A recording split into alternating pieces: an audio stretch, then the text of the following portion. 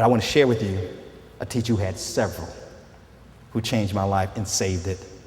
Miss Ginsburg, well, I used to call her Miss G, the Italian lady with the Jewish last name. I was fortunate enough to go back to my middle school to do some teacher training for my middle school teachers, and I was so excited because I thought, wow, I'm going back to the scene of the crime. It's going to be great. But then I realized that, wait a minute, those people probably retired by now. I'm not going to see any of my old teachers. Two was still there. Miss Ginsburg and Miss Terry. Miss Ginsburg taught 7th grade English, and Miss Terry taught 8th grade English, which for the new people who have just been hired in the district, teach English. It preserves your life. You can live forever. So they were still living. And so after I do the training, the teachers walk up to me. Miss Terry walks up to me first, and she's an older black lady now. She's walking in with a little cane. She said, Joe Martin, boy, I need to apologize to you. I'm so sorry, baby. I'm so sorry. I'm like, sorry for what, Miss Terry?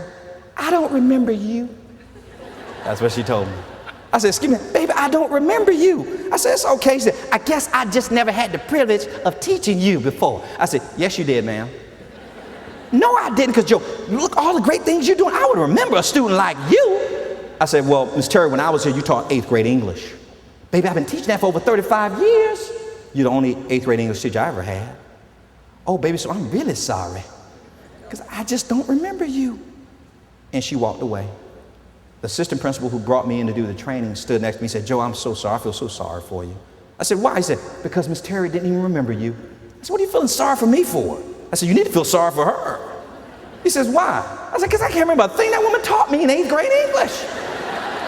I just remember her name and how she looked. That's it. I said, it's not my job to be remembered. She's going to have thousands of students. It's her job to be remembered because you want to have a certain number of teachers. But then Miss Ginsburg walks up. She looks at me, Joe Martin, look at you.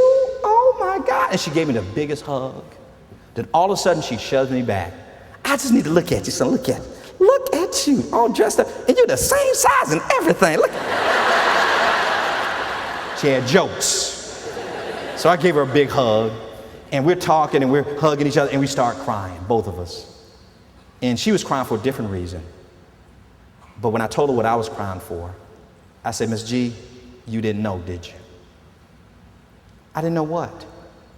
One of the best high schools in Dade County. And she had no clue. She had no clue. I told her, I said, Miss G, you had no clue that when I was in your class, I never wanted to go home. I said, I wanted to go home with you. But I never wanted to go home. She said, Joe, I didn't know that. I said, Miss G, you know why I didn't want to go home? Because I had to get on that doggone school bus. Because see, when I got on that school bus, first of all, it was a depressing ride because I had to leave all these affluent neighborhoods and these nice homes to go to now all of a sudden I see people going to work or getting off from work on the bus stop. Now I see drug dealers and crackheads as I'm driving back to my place. But Miss G, I used to hate getting off that school bus because at least once every 3 months, they would do a drive-by on the kids getting off the school bus because somebody, a gang member, had some beef with some kid on the bus and they didn't care who they hit. I believe our bus driver for those years deserved a Congressional Medal of Honor. How they did that, I have no idea. But they were never late, and they were always pleasant. You couldn't have got me to do that job, to drive a bus in that neighborhood. You got to be kidding me. I said, Miss G, I can't tell you how many of my friends have been shot just getting off the school bus. We're talking about middle school. Middle school. Then if I was fortunate enough to get home without being shot, Miss G, I had to go through that door, and I was scared to go through that door because I knew if my mom was off, that means she's been drinking. And if she's been drinking, Miss G, that means she's going to be on the floor, either passed out or dead. And I was afraid to check because I didn't know if that's going to be dead. I don't know if she's dead or she's just drunk. If she was dead, I was already scared. But if she just passed out, that means I had to pick up and lift her up and put her back in the bed. Miss G, when I was able to get past that, I'd go back to my room just trying to imagine I was in a different place. And I never grew up in Liberty City in Miami. And then my cousin would come into the room. And he would do things to me. Touch me in places I didn't want to be touched. And Miss G, he made me do things I wasn't proud of, that I didn't like. But I was scared to tell anybody, Miss G. Because I thought they'd blame me. He told me that he's going to hurt me if I told anybody. And he told me even if I did, they wouldn't believe me and they'll blame it on me. But see, I wanted to tell you. But I was too afraid. You didn't know that, did you, Miss G? She starts crying. She said, no, baby, I didn't know that. I said, Miss G, and if I survived that, then I'd make that walk into the kitchen. Miss G, I didn't like going in our kitchen. One, I was always afraid to cut on the lights. And if you ever been poor, you know why. You live in Texas, you know. So I have to wait a while before I go into the kitchen. And when I go to the kitchen, I make my way to that refrigerator. And I prayed before I opened the refrigerator. Praying that my mom had bought groceries. Because my sister and I were cooking for each other at 8 and 9 years old. Praying there'd be food in there that we could prepare. And when I opened that door, I said, there cannot be a God. Because when I opened that door, it was never food in it. Only roaches would come out. Miss G, you had no clue, did you? She says, no, baby. Miss G, you had no idea that because of all that stuff, at least every other month, I thought about killing myself. At 12. No. But Miss G, the only reason I didn't do it, because how bad could this world really be if Miss G is still in it? You gave me hope. You're the reason I came to school every day. You kept me alive and you didn't even know it. I needed to see you. I needed to see you, Miss G. You know what days I used to hate the most, Miss G? She said, what? I said, the doggone weekends. 2 days I had to go without seeing you. I didn't think I survived 2 days. She thought I was giving her too much credit. Joe, what are you talking about? I only taught you for 1 year. But Miss G, I came to see you every year.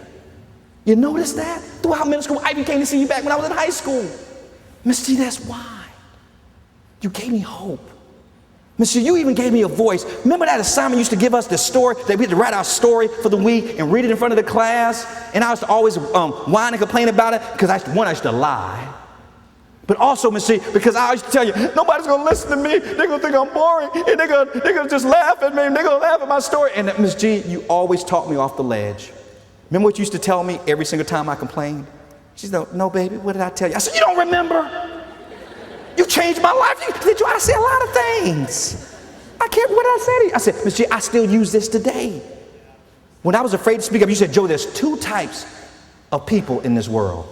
Those who have something important to say, who never speak up. And those who have nothing to say, who don't know when to shut up. Baby, which one are you? Miss G, I've been speaking up ever since. You have no clue what you meant to me. Miss G, do you realize you're the reason I listen to Neil Diamond today? Do you realize that? She said, what? You gotta be. I said, I know it's your favorite artist. You remember that? I said, Miss G, I remember when you went to that doggone concert and you came back with that hideous black jacket with him on the back of it. She said, oh my God, I can't believe. I said, Miss G, do you realize how many fights I had to get into because I listened to Neil Diamond growing up in the hood? I said, Miss G, I remember everything about you.